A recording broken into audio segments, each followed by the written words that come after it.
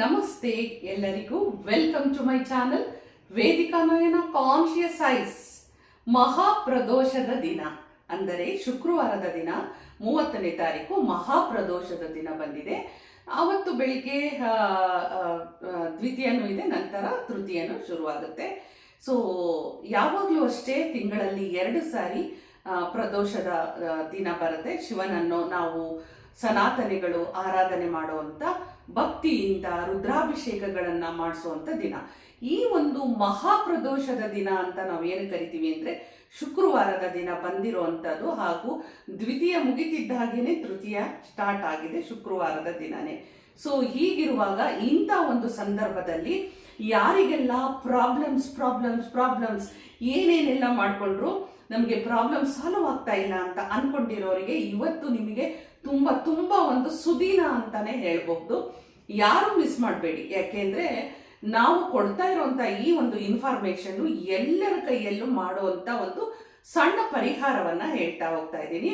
ಶಿವನಿಗೆ ಯಾರೆಲ್ಲ 7 ನಾವು ಬಿಳಿಯ ವಸ್ತುಗಳನ್ನ ಕೊಟ್ಟು ನಾವು ಶಿವನನ್ನ ಆರಾಧನೆ ಮಾಡ್ತೀವೋ ದಟ್ಟ ದಾರಿದ್ರತನದಿಂದ ನಾವು ಇದನ್ನ ನಿವಾರಣೆಯನ್ನ ಮಾಡಿಕೊಳ್ಬಹುದು ಅಂತ ಹೇಳಿ. ಸೊ ಶಿವನಿಗೆ ಅಭಿಷೇಕ ಪ್ರಿಯ ಅನ್ನುವಂಥದ್ದು ಗೊತ್ತಿದೆ. ರುದ್ರ ಅಭಿಷೇಕ ಅನ್ನುವಂಥದ್ದು ತುಂಬಾನೇ ಒಂದು ಪ್ರಿಯವಾದದ್ದು. ಅದರಲ್ಲಿ ನಾವು ಅಭಿಷೇಕವನ್ನ ಮಾಡಿಸುವಾಗ ಏನೇನೆಲ್ಲ ವಸ್ತುಗಳನ್ನ ನಾವು ಕೊಡ್ತಾ ಇದ್ದೀವಿ ಅಂತ ಹೇಳಿದ್ರೆ 7 ಬಿಳಿಯ ವಸ್ತುಗಳಿಂದ ನಾವು ಶಿವನಿಗೆ ಒಂದು ಅಭಿಷೇಕವನ್ನ ಮಾಡಿಸ್ಬೇಕಾಗತ್ತೆ. ಈ ತರ ಒಂದು ಅಭಿಷೇಕವನ್ನು ಮಾಡಿಸುವಾಗ ಸಂಕಲ್ಪ ಸಮೇತ ನೀವು ಮಾಡಿಸಿ. ಯಾರಿಗೆಲ್ಲ ಗೌರ್ಮೆಂಟ್ ಜಾಬ್ ಬೇಕು ಅಂತ ತುಂಬಾ ಜನ ಕೇಳ್ತಾನೆ ಇರ್ತೀರಿ, ಹಾಗೂ ಎಜುಕೇಶನ್ ಮುಗ್ದಿದೆ ನಮಗೆ ಜಾಬ್ ಆಗ್ಬೇಕು ಅನ್ನೋರು ಕೇಳ್ತಾ ಇರ್ತೀರಿ, ಮದುವೆ ಆಗ್ಬೇಕು ಅಂತ ಕೇಳ್ತಿರ್ತೀರಿ, ಮಕ್ಕಳಾಗ್ಬೇಕು ಅಂತ ಕೇಳ್ತಾ ಇರ್ತೀರಿ, ಮನೆ ಕಟ್ಟಬೇಕು. ಎಲ್ಲದಕ್ಕೂ ಇಂಪಾರ್ಟೆಂಟು ಏನ್ ಹೇಳಿ, ವೈದ್ಯನಾಥ ಅಂದ್ರೆ ಭಗವಂತ ಶಿವ ನಮಗೆ ಆರೋಗ್ಯವನ್ನು ಕೊಡುವಂಥವನು, ಆಯುಷ್ಯನಂತೂ ಕೊಡುವಂಥನು, ಮೃತ್ಯುಂಜಯ. ಹೀಗಿರುವಾಗ ನಾವು ಯಾರೆಲ್ಲ ಪ್ರದೋಷ ಕಾಲದಲ್ಲಿ ಶಿವನಿಗೆ ಆರಾಧನೆಯನ್ನ, ಅರ್ಚನೆಯನ್ನ ಹಾಗೂ ಅಭಿಷೇಕವನ್ನ ಮಾಡಿಸ್ತೀರೋ, ವಿಶೇಷವಾಗಿ ಮಹಾಪ್ರದೋಷದ ದಿನ ಸಮಯ ಬಂದಿರುವಾಗ ಇಂಥ ಒಂದು ಸುದಿನವನ್ನ ನಾವೆಲ್ಲರೂ ಉಪಯೋಗ ಮಾಡಿಕೊಂಡ್ರೆ ಒಳ್ಳೇದು. ಈ ಒಂದು ಮಹಾಪ್ರದೋಷದ ದಿನ ಒಂದು ಅಭಿಷೇಕ, ಅದರಲ್ಲೂ 7 ಬಿಳಿಯ ವಸ್ತುಗಳು ಅಂತ ಹೇಳಿ. ಬನ್ನಿ ಹಾಗಾದ್ರೆ ಎಲ್ಲರಿಗೂ ಗೊತ್ತಿರೋ ಅಂತದೇ, ಆದ್ರೂ ಏನದು ಬಿಳಿಯ ವಸ್ತುಗಳು ಅಂತ ಹೇಳಿದ್ರೆ ಇಲ್ಲಿ ಏನಿದೆ ಅಂತ ಹೇಳಿದ್ರೆ, ಮೊದಲೇ ನಾವು ತಗೊಳ್ಬೇಕಾಗಿರೋದು ಮೊಸರನ್ನ ತಗೊಳ್ತೀವಿ. ಅಂದ್ರೆ ನಾವು ಅಭಿಷೇಕಕ್ಕೆ ಕೊಟ್ಟಾಗ 7 ಬಿಳಿಯ ವಸ್ತುಗಳನ್ನ ನಾವು ಕೊಟ್ಟಿರ್ತೀವಿ.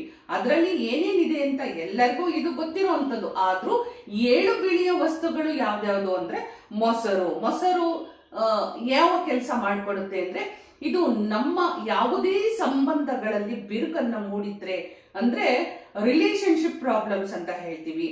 ಹಸ್ಬೆಂಡ್ ವೈಫ್ ಅಲ್ಲಿ ರಿಲೇಶನ್ಶಿಪ್ ಇರಬಹುದು, ಅವರ ಲೈಫಲ್ಲಿ ಮಿಸ್ಅಂಡರ್ಸ್ಟ್ಯಾಂಡಿಂಗ್ ಇರುವಂಥದ್ದು, ಯಾರಿಗೆಲ್ಲ ಡೈವರ್ಸ್ ಅಪ್ಲೈ ಮಾಡ್ಕೊಂಡಿದ್ದೀರೋ ನಮಗೇನು ಏನೂ ಪ್ರಾಬ್ಲಮ್ ಇಲ್ಲ, ಆದ್ರೂ ನಮ್ಮ ಜೀವನದಲ್ಲಿ ಯಾಕೋ ಡೈವರ್ಸ್ ನಮಗೆ ಅಪ್ಲೈ ಆಗ್ತಾ ಇದೆ ಅಂತ ಕಷ್ಟ ಪಡ್ತಾ ಇರುವಂತವ್ರು ಎಲ್ಲರಿಗೂ ಕೂಡ ಇವತ್ತು ಹೋಗಿ ನೀವು ಮಹಾಪ್ರದೋಷದ ದಿನ ಈ ಒಂದು 7 ವಸ್ತುಗಳನ್ನ ನೀವು ಕೊಟ್ಟು ಅಭಿಷೇಕ ಮಾಡಿಸ್ಕೊತೀರಿ ಅಲ್ವಾ. ಎನಿ ರಿಲೇಶನ್ಶಿಪ್ ಪ್ರಾಬ್ಲಮ್ಸು ಹಾಗೂ ಹಸ್ಬೆಂಡ್ ವೈಫ್ ರಿಲೇಶನ್ಶಿಪ್ ಪ್ರಾಬ್ಲಮ್ ಅಲ್ಲಿ ಡೈವರ್ಸ್ ಹೋಗಿರೋಂಥವ್ರಲ್ಲಿ ಎಲ್ಲರಲ್ಲೂ ಓವರ್ ಆಲ್ ಎನಿ ರಿಲೇಶನ್ಶಿಪ್ ಇರೋಂಥವ್ರು ಇದನ್ನ ಪೂಜೆಯನ್ನ ಮಾಡಿಸ್ಕೊಳ್ಳಿ. ಅಂದ್ರೆ ಬರೀ ಮೊಸರಲ್ಲ, 7 ವಸ್ತುಗಳನ್ನ ಕೊಡ್ಲಿಕ್ಕೆ ಹೇಳಿದ್ದೀನಿ.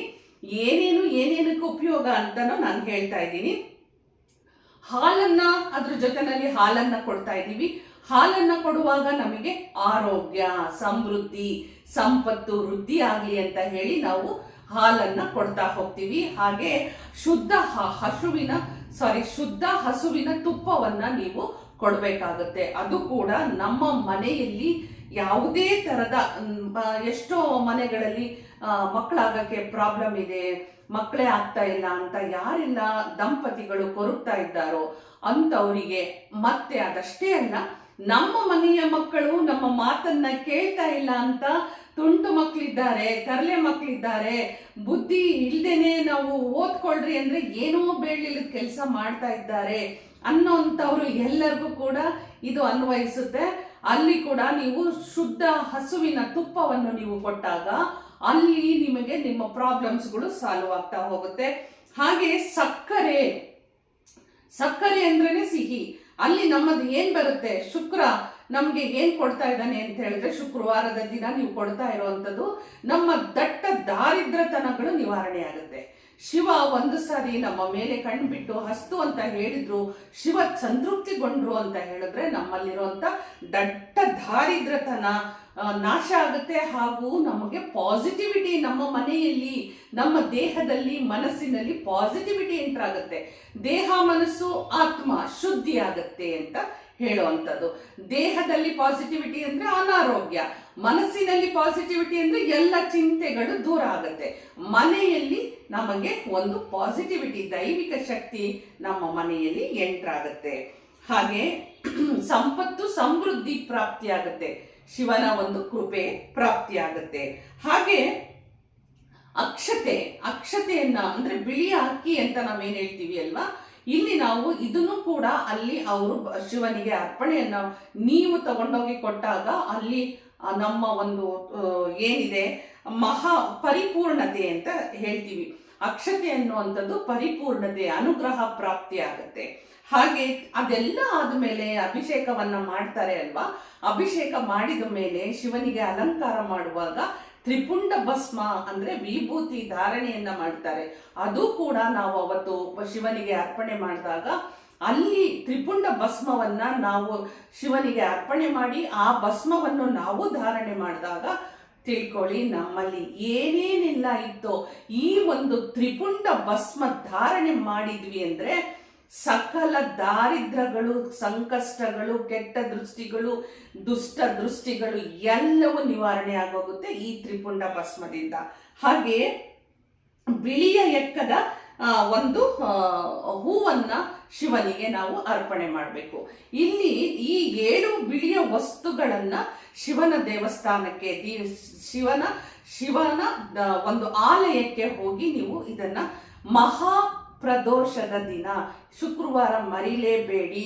ಅದಕ್ಕೋಸ್ಕರ ಹೇಳ್ತಾ ಇರೋವಂಥದ್ದು, ಇದು ಎಕ್ಸಾಮ್ ಪೀರಿಯಡ್ ಇರೋದ್ರಿಂದ ಯಾರೆಲ್ಲ ಮಕ್ಕಳು, ತುಂಟ ಮಕ್ಕಳು, ತರಲೆ ಮಕ್ಕಳು ಸರಿಯಾಗಿ ಓದ್ತಾ ಇಲ್ಲ, ಆಮೇಲೆ ಓದಿದ್ದನ್ನ ಜ್ಞಾಪಕ ಇಟ್ಕೊಳ್ದೇನೆ ಭಯ ಪಡ್ತಾ ಇರುವಂತ, ಎಕ್ಸಾಮಿಗೆ ಹೋಗುವಂತ ಭಯ ಪಡ್ತಾ ಇರುವಂತ ಮಕ್ಕಳುಗಳಿರ್ಬೋದು, ಎಷ್ಟು ಓದಿದ್ರು ಕೆಲಸನೇ ಸಿಗ್ತಾ ಇಲ್ಲ ಅಂತ ಕೊರಗ್ತಾ ಇರೋರು, ಇಲ್ಲ ನಾನು ಗೌರ್ಮೆಂಟ್ ಜಾಬ್ಗೆ ಹೋಗ್ಬೇಕು ಅಂತ ಯೋಚನೆ ಮಾಡ್ತಾ ಇರೋರು, ನಮಗೆ ಮಕ್ಕಳ ಫಲನೇ ಇಲ್ಲ, ಸಂತಾನ ಭಾಗ್ಯ ಸಿಗ್ಬೇಕು ಅಂತ ಅನ್ಕೊಂಡಿರೋರು, ಮನೆಯಲ್ಲಿ ದಟ್ಟ ದಾರಿದ್ರತನ ಇದೆ, ನಮಗೆ ಸಂಪತ್ತು ಸಮೃದ್ಧಿ ಪ್ರಾಪ್ತಿಯಾಗ್ಲಿ, ಆರೋಗ್ಯ ಆಯುಷ್ ಪ್ರಾಪ್ತಿಯಾಗ್ಲಿ ಅಂತ ಯಾರೆಲ್ಲ ಅನ್ಕೊಂಡಿದ್ದೀರೋ ಈ ಒಂದು ಮಹಾಪ್ರದೋಷದ ದಿನ ಶಿವನ ಆಲಯಕ್ಕೆ ಭೇಟಿ ಕೊಡಿ. ಈ 7 ವಸ್ತುಗಳನ್ನ ಕೊಡಿ. ಇದೆಲ್ಲ ನಿಮಗೆ ತುಂಬಾ ಕನ್ಫ್ಯೂಷನ್ ಆಯ್ತಾ? ಒಂದು ರುದ್ರಾಭಿಷೇಕಕ್ಕಾದ್ರೂ ಕೊನೆಯ ಪಕ್ಷದಲ್ಲಿ ಕೊಟ್ಟು ನೀವು ಸಂತೃಪ್ತಿಯಿಂದ ಸಂಕಲ್ಪ ಸಮೇತ ಶಿವನ ಮುಂದೆ ಭಕ್ತಿಯಿಂದ ಎಲ್ಲ ಕಷ್ಟಗಳನ್ನು ಅರ್ಪಣೆ ಮಾಡಿಕೊಂಡು ತ್ರಿಪುಂಡ ಭಸ್ಮವನ್ನು ಧಾರಣೆ ಮಾಡಿಕೊಂಡು ನೆಮ್ಮದಿಯಾಗಿ ಮನೆಗೆ ಬನ್ನಿ.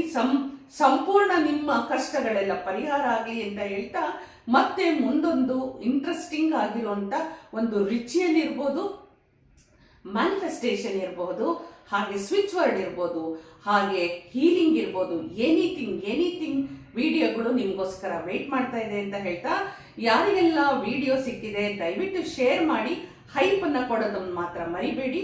ಹೋಗ್ಬರ್ಲಾ, ನಮಸ್ಕಾರ.